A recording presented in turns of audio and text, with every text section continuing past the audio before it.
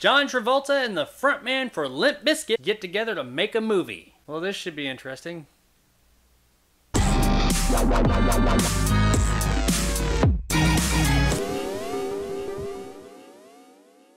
The Fanatic stars John Travolta as Moose. Yeah, that's his name. A super fan of an actor named Hunter Dunbar, played by Devon Sawa. It's directed by Fred Durst, yes, that Fred Durst of Limp Bizkit fame, and follows Moose as he feverishly tries to get a signature from his favorite actor, and ultimately how things escalate from there. This one's been getting a lot of bad press, and I gotta say, after watching it, yeah, it's deserved. But this is a weird case where it's not like everything contributing to make it all bad. There is one thing you can point your finger at in this movie that kind of just destroys all of it. Not that the rest of the movie's great or anything, but it's not as god-awful as this one thing is just killing it all. Don't worry. We'll get there. The story here is pretty basic, though it does try to present itself as if it has a greater meaning and more to say. It does not. It's more like a poor man's 1 hour photo. If you haven't seen that one, check it out, because that is a supremely creepy movie with a great turn by the late great Robin Williams and a more rare non-comical performance. This movie kind of tries to be the new version of 1 hour photo. It is not. And for the most part, beyond one of the characters in particular being way over the top, it's pretty boring. Once we get to the inevitable ending, that too is pretty unbelievable. It gets pretty violent really quick right there at the end of the movie. But don't think that saves the movie in any way, shape, form, or fashion. It does not. The violence part of it, I didn't really have a problem with. Actually, that was one part, or rather not the violence so much, but why the violence was occurring, that I could get behind, and I kind of understood why that was happening. No, it's the stuff that happens after that in the ending that just made no sense whatsoever. There's something a character does or a decision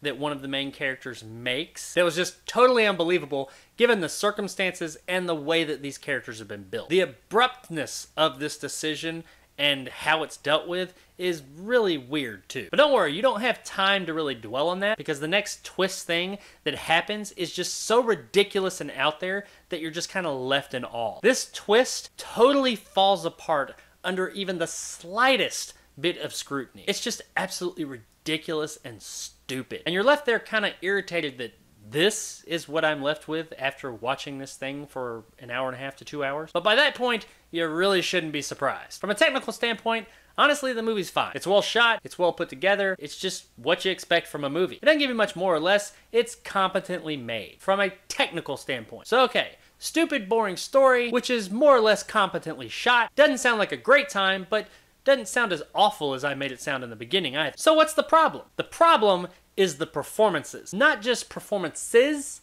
more the performance. The majority of the people in this movie do a okay job. I mean, it's not bad, it's not good, it's just kind of there, it's fine. Devon Sawa's character of Hunter Dunbar does deal with some situations in very abrupt, extreme ways, which we come to find is more of the story trying to give John Travolta's character more motivation to do the things that he does, which I'm okay with characters giving other characters motivation to do the things they're supposed to do. That's storytelling. But when it's as abrupt and as extreme as it is in these isolated moments throughout the story, it seems like just that, very abrupt and extreme. But all that pales in comparison to the enigma, the man, the sight to behold, the absolute insanity that is John Travolta's Moose. John Travolta's character, and more importantly, his performance in this movie is, without a doubt, the one major thing that has made it so laughably bad. It's just too much. Like,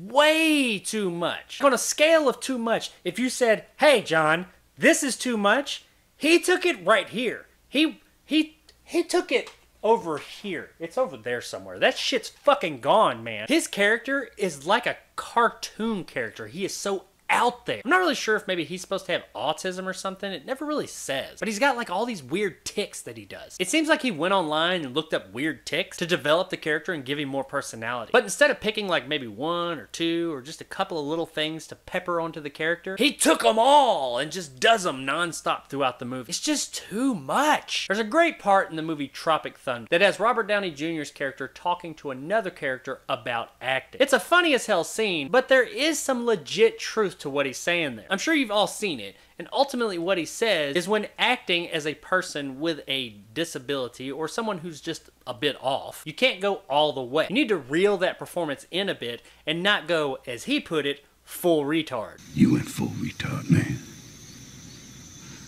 Never go full retard. And while I'm not an advocate for that negative word, I gotta say here that John Travolta went full retard. Even though I don't think the character's really supposed to be mentally challenged, that's what he did. He went well beyond Simple Jack. And it is laughably bad. It transcends laughably bad. It's just bad. It went from bad to like laughably bad to just bad, and then back around to even worse. And that's where we ended up. We're at worse that's past bad, laughably bad, and just bad. We've come back around. That's how bad it is. It is fucking abysmal. I've seen some stuff talking about how this movie is just so bad it's good. No, not in my opinion. In my opinion, it's just fucking bad. Like, I would have been better served to just go online and look at some clips of the movie to see how bad his performance was, and I could have been just as good off by doing that. Instead, I wasted 2 hours of my life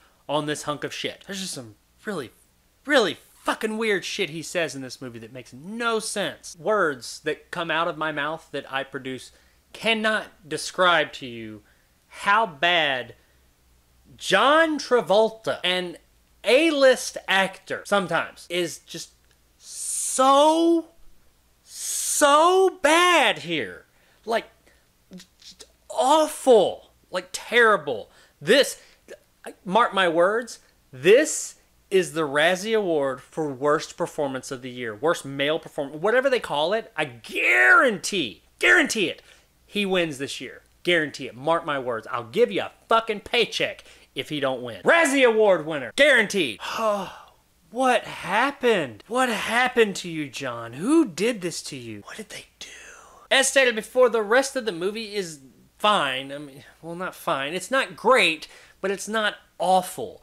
It's just kind of there. But unlike most bad movies where just everything kind of contributes to the pile of shit, Travolta's performance is what absolutely, single-handedly sinks this ship. What happened? It's just so bad. Like, it's like really bad. Like, man, words, they can't express it. Nope, they can't.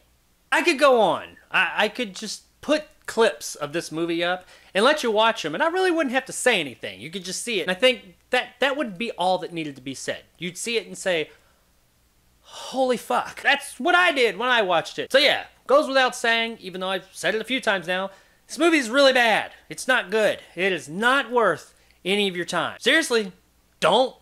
You'll be tempted. You will be. Do not waste your time with this. If you do, after you've done it, look back to this review and you'll think, he was right.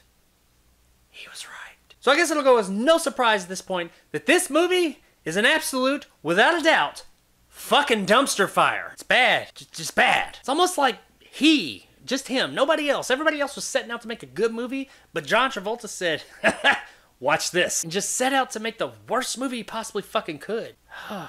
If so, he succeeded. So there it is, guys, my review of The Fanatic. If you enjoyed and want more content like this, hit that subscribe button and help my little channel grow. If you liked what I had to say, give me a thumbs up. If not, let me know in the comments below why. And as always, I'll see you guys next time. Hey, Aaron. Chocolate mousse. I can't talk too long. I gotta poo. Man, this movie is just such a piece of shit. It's just awful. And I didn't even go into those like super cringe-worthy scenes that are in it. Yeah, I'm pointing the finger at Travolta for the vast majority of this movie's failure, but there are a couple of scenes that he's not even in that are just cringe-worthy. You okay with some music? You like a little Limp Biscuit? Sure. You like a little biscuit? Yeah. Yeah? Oh my God, that is nice. That is nice. Really? You did that, Fred. You did that. What the fuck? This movie's kind of depressed me. I need to see something good.